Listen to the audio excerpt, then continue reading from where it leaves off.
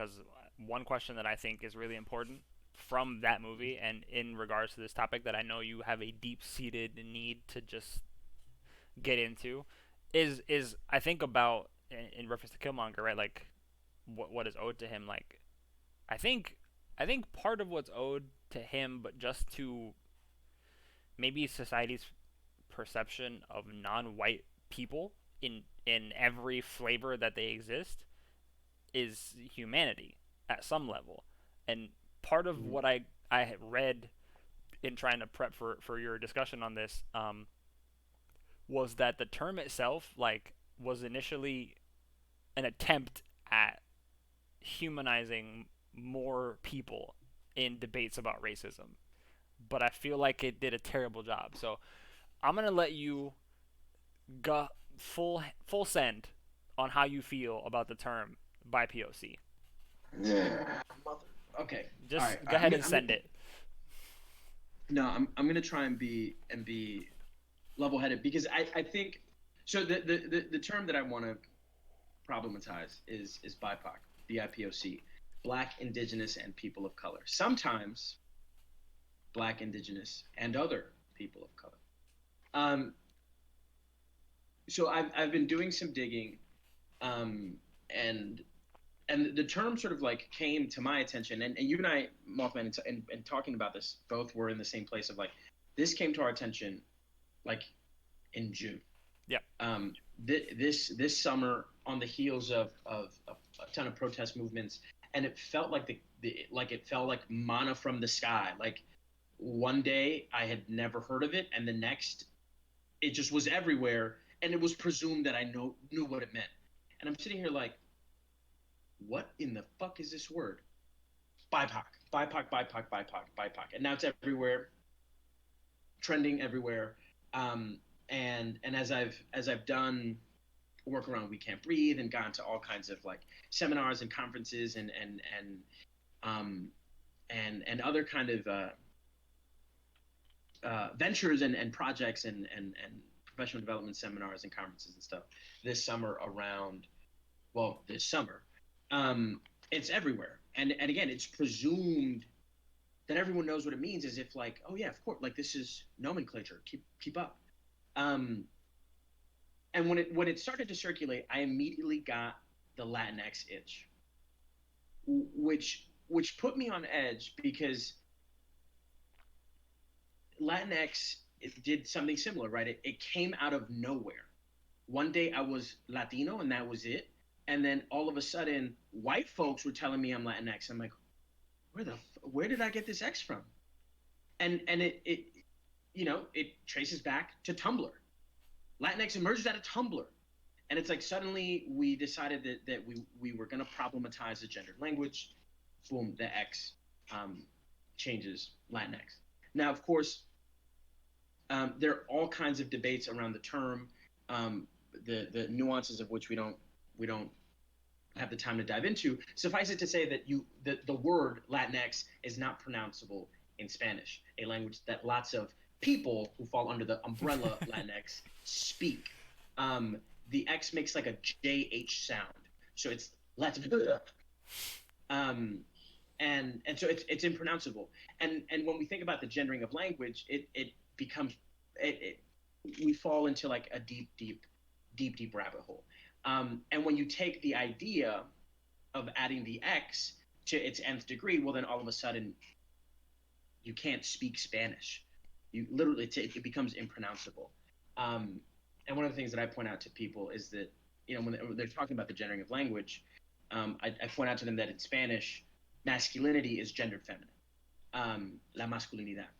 So it throws monkey wrenches into people who are passing judgments and making opinions about languages that Mm-hmm. whose grammar and syntax they don't understand.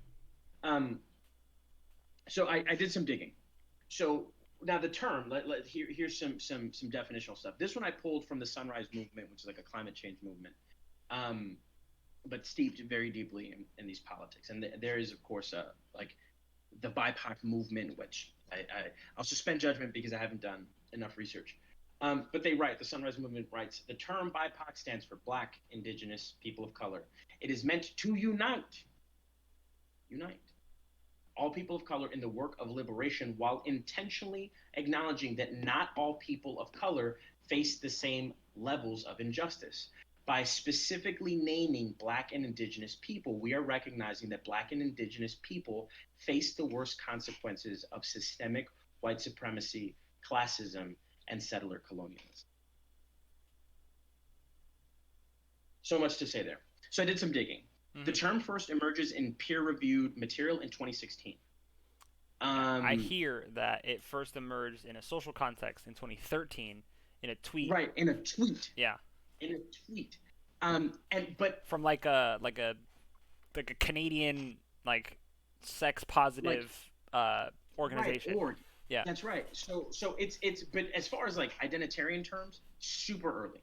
So it emerges in the early 2010s on Twitter, doesn't appear in peer-reviewed work for another 3 years, and then blows up in everybody's faces and feeds and news articles um, in 2020. Now, so here's some of the things that I have a problem with.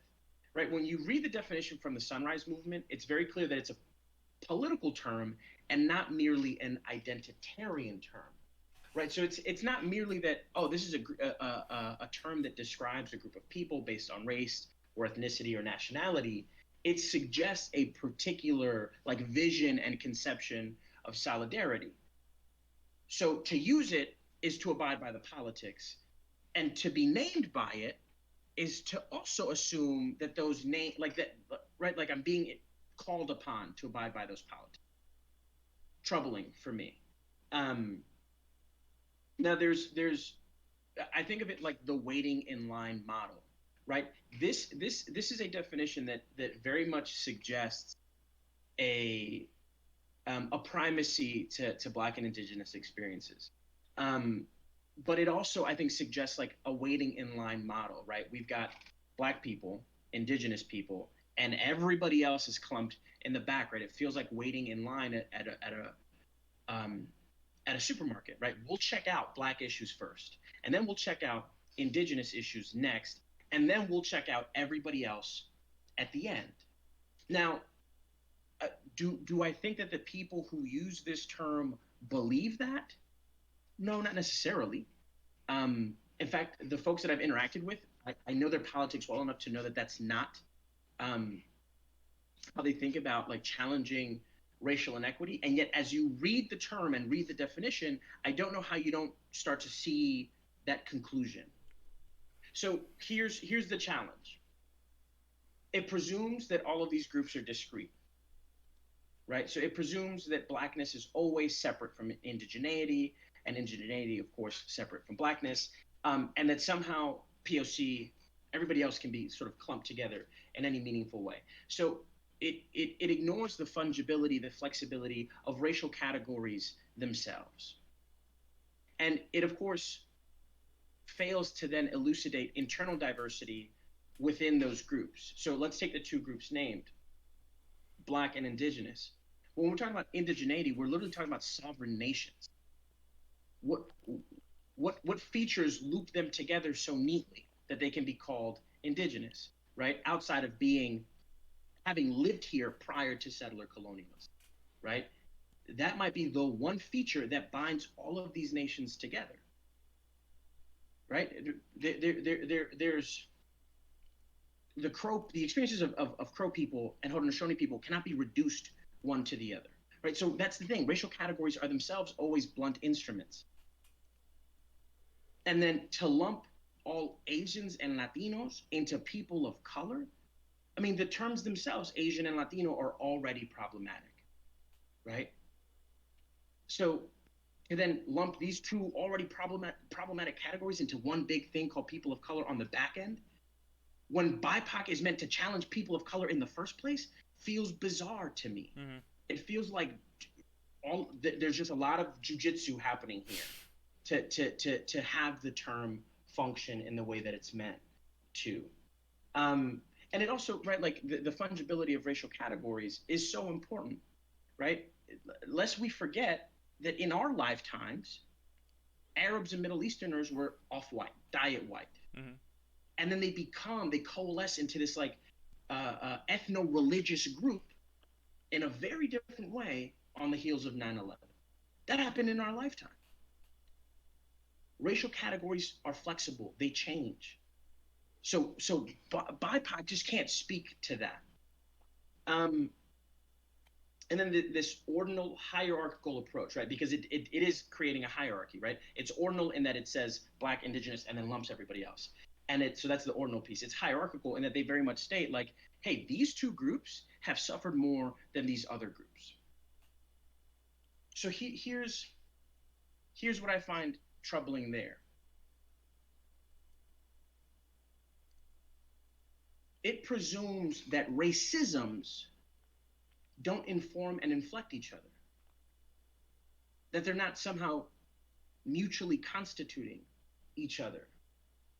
So, for example, detention and the separation of immigrant families along the U.S.-Mexico border and the expansion of ICE and the expansion of the Border Patrol exists in a reciprocal relationship with the militarization of the police, the explosion of U.S. penal exceptionalism, and state-sanctioned anti-Black violence at the hands of law enforcement.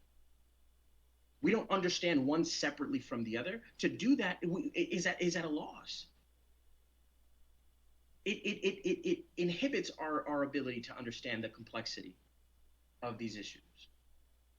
But this asks us to silo them, right? Because there's a primacy ascribed to Blackness that's then taken from Latinidad. And so I think that racisms need to be framed in conversation with each other, recognizing that they're mutually constituting issues. And that they needn't be addressed in this kind of order of operations. There's no like PEMDAS to racisms where we say, well, we deal with these issues first and then the issues of this other group second, right? Because invariably what we're saying is, hey, you tertiary group, just wait your turn. I don't know that that's what anybody's advocating for, but I think when you jump into the rabbit hole of BIPOC, I'm not sure how you don't land here. And so there's a way in which the term I think plays into a race to the bottom, a game that my students love to play. There's a sort of segment of identity politics that firmly believes that oppressions are to be enumerated and that you are conferred legitimacy by experiencing like the harshest forms of marginalization. They become these kind of like liberal merit badges. And so I ask of BIPOC and folks who subscribe to it, what do we gain by establishing an identity term that gives primacy to the length of racial oppressions? And then the other piece too is that how does BIPOC account for globalization and imperialism, right? Are the racialized experiences of Asian and Latino immigrants shorter than their African American and Indigenous counterparts? Well, yes, in the States, but when we account for generations of like imperial relationships, well, then that becomes, I think, more troubling. I also like I struggle to see how folks who abide by like the politics, I think, implicit in the term BIPOC also then advocate for intersectionality. I think these are ideas that are at odds with each other if you read closely the work of Kimberly Crenshaw and Patricia Collins. I think that it sets an order of operations and creates a hierarchy of oppressions that's at odds with Collins's idea of the matrix of oppressions. Right? It's because the sort of like next level up is to say, well, we deal with racism before we deal with gender. We deal with class before we deal with race. Right? Conversations that are somehow ongoing, but I think we problematized more successfully decades ago. And again, the term implies some kind of solidarity, right? That to use it is to express solidarity with Black and Indigenous people in particular. But the thing is that coalitions, like anti-racist coalitions, and building anti-racist solidarity, that's not something you just speak into existence. You don't just say it and it happens. You have to call them up. Or rather, you can't just call them up. You can't just invoke them. It's not a potion or a spell. It happens in the messiness of political organizing. You do that together. You don't just name it and it appears. And that work is messy. and in this assumed like solidarity, and in this interesting assumed coalition building, I think the term fails to account for how groups of color are complicit in racism targeted at other groups, right? Lest we forget that Black and Latinos were complicit in hate crimes against anti-Muslim and anti-Asian hate crimes on the heels of 9/11. Mm-hmm. We're complicit in anti-Chinese hate crimes on the heels of COVID-19 becoming the Wuhan flu, right? The Chinese flu. Other groups of color did that, but BIPOC can't account for those realities and that complexity. And then I ask myself, like, what does it mean to institutionalize this, right? To formalize this at a university, at a college, in a workplace, at a company, right? To have BIPOC be a part of like the official communications and thinking of a group. Are how do we justify? How do we explain to Asian and Latina folk feeling seen, right? How do we say that to them? This term speaks to you. This term elucidates something about your experience. How, if at all, is that telling Latinos this term that doesn't name you but names other people does include you? How is that not different than an outsider going into a group they don't belong to and insisting on determining how they should identify? And then I ask myself too, thinking ahead, when folks like me start to resist BIPOC, is that then going to land as an expression of anti-Blackness and anti-indigeneity? Mm. I think if you know me, you know my teaching, you know my research, I think it's going to be hard to make that claim. But right, that's oftentimes how these things play out in the realm of identity politics. And then does not formalizing it at an institutional level not assume people's politics or insist that they subscribe to particular kinds of politics? And then how do we respond? How do we respond when folks like me are like, yo, I think this term is more troubling than we think it is. We need to ask some questions.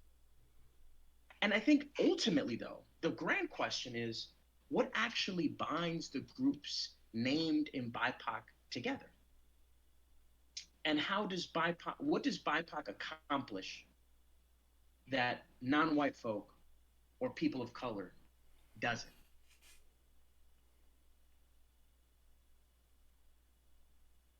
I take huge issue off. I know I said a lot and I said a lot quickly, but I take issue, man. I think the term is dangerous. I think the term is dangerous because it is so woefully under theorized. Like, I went 93,000 leagues under the sea. I recognize that, but I feel like the term emerges.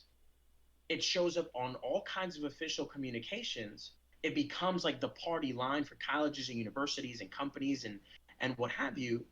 And we have never bothered to ask what the term itself does. Yeah. I take issue with that. And the reality, it's interesting for me to read some of the folks who are like advancing the cause of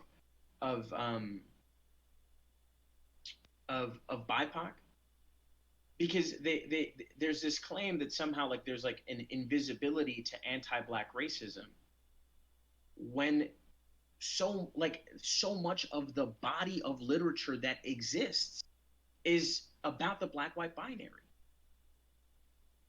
And so I clearly have so many things to say about BIPOC.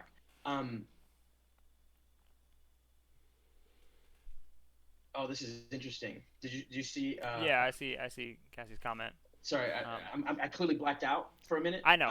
And I'm catching up.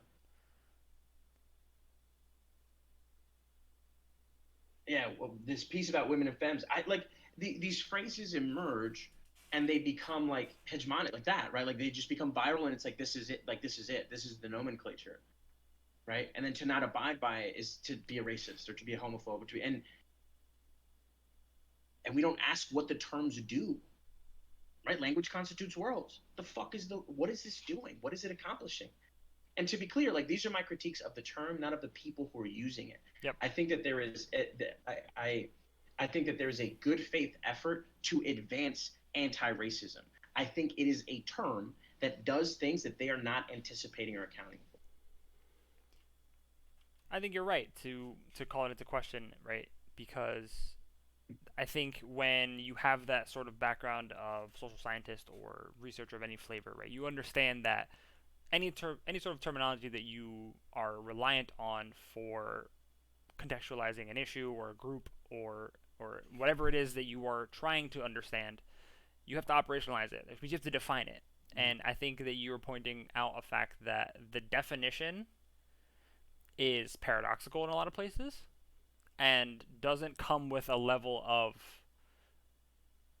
competent theoretical backing that suggests And what its strengths are and acknowledges what its weaknesses are. It's not there, right? And just focusing on intersectionality readings alone would argue that there's a lot missing from an understanding of what this term is doing, right? That they're abiding by a very specific model that flies in the face of, as you mentioned, like a very, very well understood tradition of research and theory that says that that is not how we understand these things, because that's not how they operate in reality. and I don't even think it's paradoxical. I think it's irreconcilable. I think there are pieces of this term that are at odds with each other, and I just don't know how it doesn't sound like we're speaking out of both ends of our mouth. Hmm. I think you're right. I have personally never really been a fan of POC either. Um, I feel like when it came Name that. I want to hear more. and I feel like when it came about, it was sort of the same thing for me. I don't even remember when was the first time I heard it, but I was like, what happened? Um, like why did we come up with another term? I had always been accustomed to just calling things what they were, right? Yeah, Like specificity. yeah, I was like white folk were white folk, black folk were black folk. They're Hispanics, they're Latinos. You learn the difference, and like all of these explicit delineations of groups, Mhm. right? That was what I understood to be Yeah. basic, consistent practice.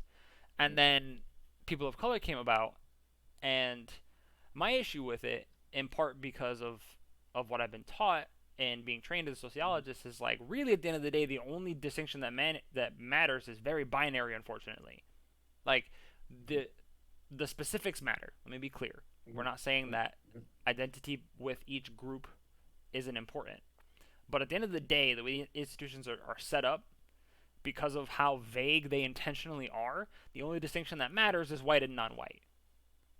And so when you ask that question of like, is non-white not illustrative, or specific enough, like I think it does what it needs to do by being like, you don't fall into the majority category. You are some particular flavor of everybody else that's excluded from these things, right? Like, Yep. if we're gonna do some sort of generalization for an objective purpose of saying like these are the people who need to be rallied together towards an anti-racist agenda, you can just say non-white, because at some point in some way, as you pointed out, within our lifetime, like you may experience a shift that pushes you out of that favor, Mhm.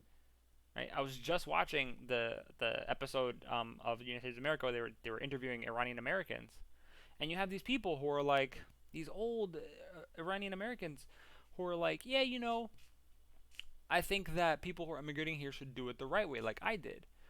And I turned to look at my partner, and I was like, I have no idea how that can come out of their mouth, because they are like avoiding the historic shift that now paints all Iranians as a violent terrorist religious organization, right? Despite the fact that that's not what Iran is like on the whole, but that's what the general conception is, and that's how people perceive of that group, right? They're just like, no, no, no, like we're the good ones, right? We're like Iranian Jews, we're great, right? And it's like, well, at one point, yeah, relationship with Iran were fine.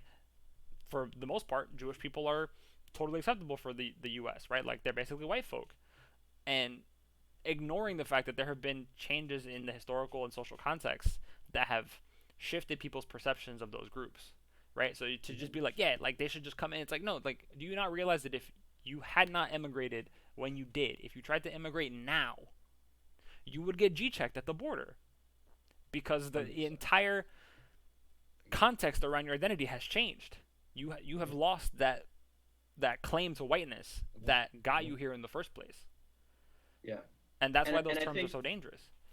say that last part one more time. You cut out for me. No, I was just saying that's why I think that terminology is so dangerous because Yeah. it just like occludes history and social context. Right. And I also think too. I think that the example of Iranian immigrants that you bring up is telling of one of the things that I think has really bothered me is that it, in lumping all non-black, non-indigenous people into this tertiary people of color category on the tail end of the term, it seems to imply that immigration is somehow tertiary to our understandings Mm-hmm. of racism. And the reality is that are there black immigrants? Like, of course there are. But when we think about the African American experience, we center slavery, right? When we think about that history, when we think about the centuries of anti-black racism in this country, the slave experience is so central to that. Um, but to to say that Asians and Latinos sit on the ass end of this is to say that immigration does not factor into how we operationalize and think about racism racism. And I ask myself, like, what does BIPOC do for helping us understand the border crisis or the war on terror?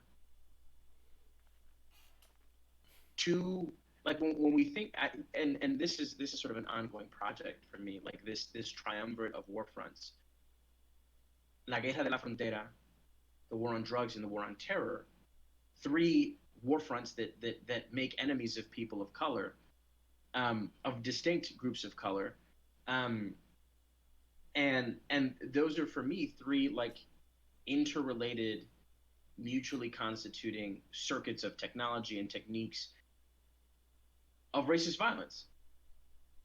You can't understand that without immigration, and you can't understand that by simply centering blackness and indigeneity. It occludes so much more than it elucidates. And so, I think that we're in a moment right now where there's a rush to do the work, right? I feel like we hear that all the time. There is a desire to like reach new plateaus around anti-racism. I just don't think this is it, dog. I don't think that using this term advances us in quite the way that we think it does. Again, recognizing that I think that the work being done by those who abide by BIPOC, who use the term, I think that they're putting a goodwill, good faith effort forward. I don't think that its use is malicious, um, but I think its use can be pernicious. Mm-hmm. Um, and and honestly, when I think about like labor and employment, I mean, if I'm being asked to identify with this term, I want to at least sit at the table where we discuss its use.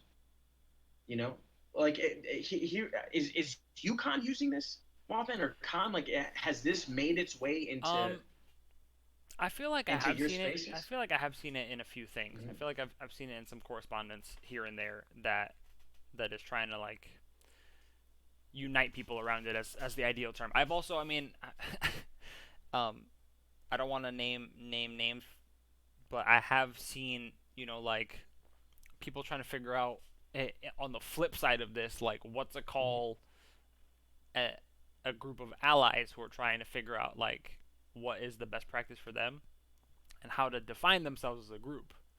And like they ended up settling on like the white group, and there was like no debate because it's a bunch of like white administration and white faculty and like they couldn't find another moniker, and I'm like, if that doesn't explain to you what's going on here, how it's just like I guess that's it, like that term pretty much covers it, but we have to keep like rejiggering this this The white phrase to group. try and figure out Yeah. who's being included. Are they being given enough credence?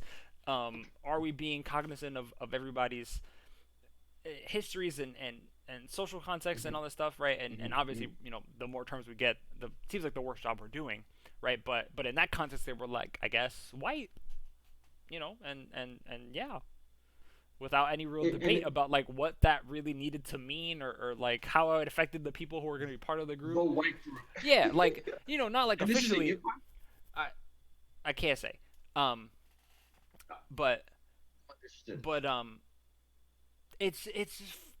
it was just funny to me because I'm like, it wasn't the official name of the group, but that's just how they settled, and it just felt Hmm. so odd that was like an Yeah. okay place to go with that without like trying to come up with something that was a little less overt, um, or a little more understanding of like the possibility of diverse identities within the group, or trying not to Hmm. you know rally around the fact that they were mainly constituted by people who like fall under that category in a general social Yeah. context, right? They were just like, Yeah. that's fine. That's an acceptable moniker. There was no Yeah. debate about it in the way that we have to debate about these things. I guess is the Hmm. big Hmm.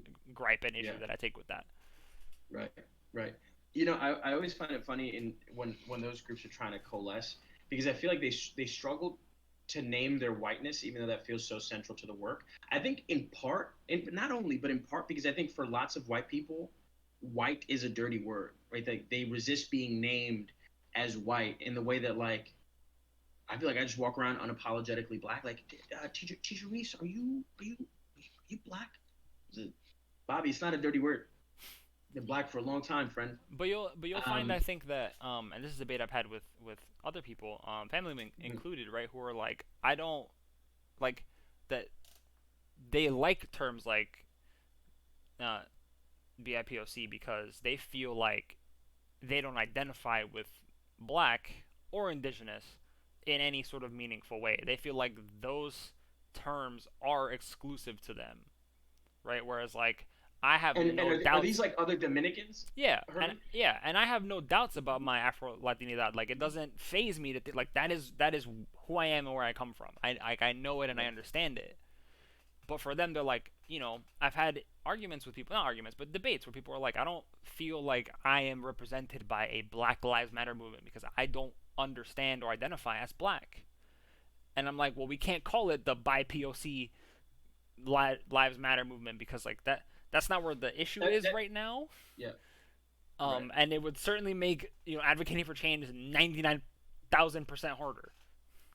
Which is interesting that BIPOC emerges as this homogenizing term that also then looks to speak to specificity. It can't do both, right? It's meant to be this like solidarity building term, right? Like because technically we're all in there. If you're not white, you're in there technically. Yeah, And yet it strives to name the specificity of black and indigenous experiences. It fails on both counts. It fails. It does both very poorly, which is why something like Black Lives Matter matters so much. Is that it names explicitly black people are in danger in this fucking country, and that's the brilliance. That's why the moniker has stayed. That's why it's become such a battle cry. Is that it does so much specifically. BIPOC doesn't, and I get Dominicans in particular feeling like I don't sit neatly into these categories. And I said this, in We Can't Breathe last night, is that my declaration of my blackness is as much a function of like my cultural heritage and now apparently my fucking genetic makeup as of a few weeks ago. But it's also a politics, right? Like that declaration is a politics. It's part of my politics. It's how I live that out. But I think that piece of like Dominicans feeling like I like BIPOC because I don't sit neatly in these other two categories speaks to the fact that like the American discourses around race center discrete categories, right? That black and white and Asian and Latino and whatever are separate from each other, and that even if you straddle two or more of them, you got to pick one. Don't be greedy with the shit. You got to pick one, right? And for Dominicans in particular, right, a nation so deeply characterized by creolization and hybridity, it's like at total odds. Even if you grew up in a Dominican household in the States, you have one conception of race coming from your folks, and then you're going to school and it's something else. And but BIPOC can't speak to that either. It maybe becomes more comfortable because it doesn't actually ask you to choose, but it doesn't speak to like creolization in any meaningful way. It has two discrete categories and a lump of everybody else. It's a shitty term. There? I Yeah, said it. no, I yeah, said it on Twitch. I'm gonna leave it. I'm gonna leave it at that. It's a shitty term. I think that's point blank. Period. There's nothing we can do about it. We didn't do as well of a job as Oh no, we no, wanted to. fuck that. There's plenty we can do about it. There's plenty we can do about it. There's nothing we can do about it right now. To There's look nothing to do fucking it. nice. I'm yeah, no, I know we can do things about it. We're not gonna solve the problem right here in in this next like minute. No, that's no. Yeah. That's a whole class worth of work. Trust me, I've asked my students to deconstruct categories before. They don't like doing it. Oh, also, um, I'm look. I'm gonna go ahead and assume that the group you were talking about was at UConn. I'm gonna throw them a bone, but I want my 20 racks. I want my Robin DiAngelo money. um, Anti-racist white caucus. Mic drop. I expect a Venmo. They got 48 hours. I can dig Go it. ahead, I called you. No, no, you're good. No, I'm trying to wrap it up. We went over time. We did a bad job again.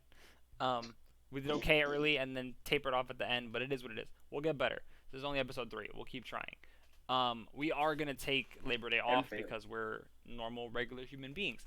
While we're off next week, we will be doing all of the social promotions, all of the Twitter active stuff, all of the Instagram active stuff, um, posting the clips from today's episode on YouTube.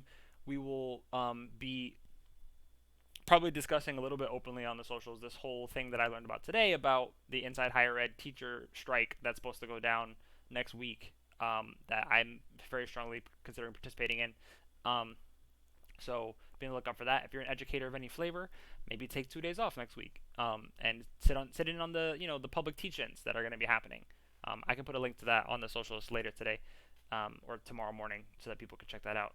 But during that week that we're off, we'll be focusing on the like quote unquote branding. We're also going to change the time of the show. It's going to start at 9 from now on because we realized that 9:30 is a little late for some people, and that doing a 9 to 10, hopefully once we get better about time management, should be so much better for the show, um, that I think the time slot's going to do us a lot of boon. So we will be back in 2 weeks, but that doesn't mean that the work stops. We will totally be just harassing y'all with stuff, trying to get things off the ground. Hopefully a logo, hopefully a couple other things. Um, we'll see what happens. Reece, any final thoughts? Angelo, man. You guys gotta remember. You just want that money. Oh, hell yeah, I want my money. I'm. Let me look at my phone. Maybe they came correct. Okay, all right, that's it. We're gonna wrap it up. Okay. Remember, we love y'all, and just because it's in water doesn't mean it floats. Doesn't mean it floats. Later, friends. Later. That shit'll never get old.